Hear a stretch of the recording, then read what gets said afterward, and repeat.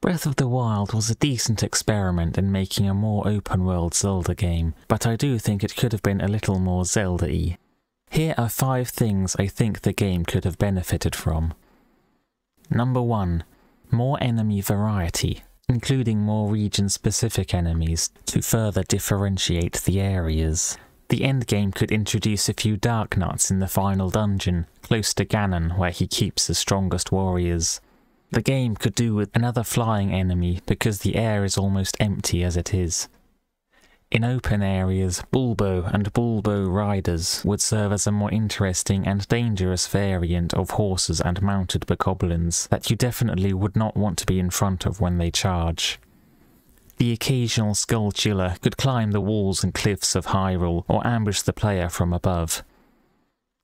Carnivorous but stationary Dekubaba plants could inhabit the forested areas, waiting hidden by vegetation to ambush prey as they come by. Groups of Tektites hopping around would not be much of a threat by themselves, but their presence would help flesh out the world a little in terms of ambient mobs. Plus, with their ability to leap into the air, they would be an enemy that takes advantage of the Z-axis, which goes underused in many games. Breath of the Wild takes place in the post-apocalypse, so it would make sense for there to be a sort of mass grave or large cemetery area for victims of the calamity. This dark place could be haunted by Pose, an unkillable environmental threat who harass and attack anybody foolish enough to enter.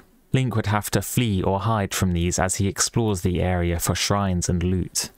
And also there's the option for shambling Redeads to stalk the ruins of Hyrule Castle Town. Continuing on from point 1, point 2 is more mini-bosses. We should be getting more of these in Tears of the Kingdom anyway, but I'll give some examples of my own. Right now, there are basically only 3 mini-bosses: Hinoxes, Taluses, and Moldugas. I think there's desperate need for more variety here. A Dodongo mini-boss could be added in the Goron region, involving the ingestion of bombs, an already existing game mechanic, or the smashing of their armour using kinesis and heavy objects. A flying mini-boss such as a dragon could be put into the air over Hyrule. It would be primarily fought with a bow, but could also come down to rest at intervals for players to hit it with melee as well. A submerged mini-boss that emerges to attack would make the waters of Hyrule a more dangerous place. Link would have to fight these from rafts or cryonis blocks or other floating platforms. The icy regions of the map could do with a mini-boss of their own. It could hide in the blizzard and take advantage of Link's slowed movement due to snow, wind and cold. There are a lot of options for a plant-based mini-boss in the woody areas. It could have whip-like tentacles, bristly club-like stingers, thorny roots that shoot out of the ground, shoot seeds, or spit clouds of poison, spray acid, and so on. The devs could even lean more into the theme of guardians, having specialised guardian types for each biome, one that can cut and burn trees, a submersible waterproof guardian, or one that digs tunnels and uses seismic attacks, that sort of thing. Moving on to point number 3, a few more proper dungeons. Now, an easy way to do this without removing the non-linear gameplay could be to take some of the existing shrines and combine them together into one larger dungeon shrine. For example, some shrines that contain Cryonis puzzles could be grouped together, with a Cryonis Plus upgrade given halfway through, and being required to finish the second half of the dungeon, and then finishing off with a relevant combat section. Preferably though, each dungeon would have its own aesthetic and unique boss fight. So alternatively, we could just have a few regular dungeons that are just completely optional and unrelated to the main quest, like the majority of dungeons in a Bethesda game. I mean, the game is good enough for players to not just ignore them, so there's little worry of that effort going to waste. Point number 4. A couple more gadgets or abilities, either as equipable items, like the Korok leaf or the magic rods, or in the form of Sheikah Slate abilities. It would be good to have a couple more cool gadgets, like the claw shot or the spinner from Twilight Princess. These would give the player even more freedom in how they interact with the world, allow for more options in combat and enemy variety, and provide more mechanics to play with in dungeon puzzles and overworld puzzles. And finally, number 5, you may have guessed it, is to revamp the weapon durability system. I begrudgingly accept why weapon durability is in the game, to add to the survival element and to limit use of overpowered weapons and whatnot, but I do think it should be toned down a little bit. My suggestions for this are to increase durability across the board, but nerf the stronger weapons, maybe include some other tweaks like making them rarer or slowing down how quickly the world level progresses. There would still be a progression of acquiring better weapons throughout the game, but with less exaggeration, the possibility for a player to find an overpowered weapon early on and cruise through the game can be mitigated. Allow for weapons to be repaired back in town before breaking, but reduce the number of total weapon slots.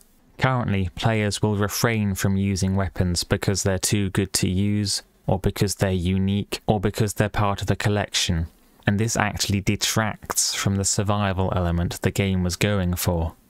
Allowing players to repair weapons back in town will give them some peace of mind when using unique weapons, and let them keep playing the game with a certain weapon if they have grown attached to it.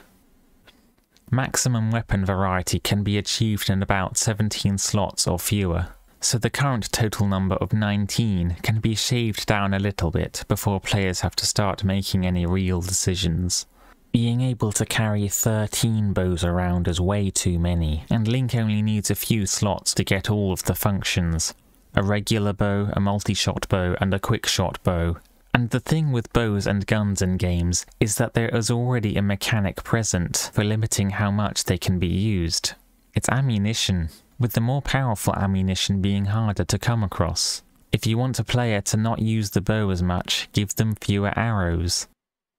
And the shields. For some reason you can carry 20 shields at a time, without much difference in functionality between them. There are wood shields that burn, metal shields that interact electromagnetically, and the laser deflecting guardian shields, and I think that's about all the variety there is. How about making them more durable, but only allowing players to carry a handful of them around at a time due to their size?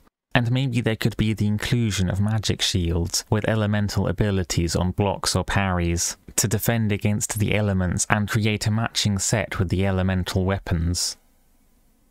With less fear of losing their good shield, I think players would also make more use of the shield surfing mechanic. Maybe one free slot could be given to the Hylian shield, creating symmetry with the Master Sword and the Bow of Light. Instead of outright breaking, it could just become unusable until it is repaired. This would also keep in line with previous games. To keep it balanced, it could be made harder to acquire in the first place. Just don't make us fight the imprisoned again to get it. The game could delve more into damage bonuses. For example, hammers already do extra damage against taluses. Swords could be good against the flesh of bokoblins, clubs for crushing the bones of Skal enemies, and spears for stabbing between the scales of Lizalfos. This would make different weapon types matter more, resulting in players weapon switching for efficient use and to preserve durability. Low-quality throwaway weapons would still be useful in the early game, and for temporary use when good weapons are running low on durability and in need of repair. A system like this would shift gameplay to be more about preservation and maintenance rather than consumption and discardment, perhaps fitting considering the post-apocalyptic setting.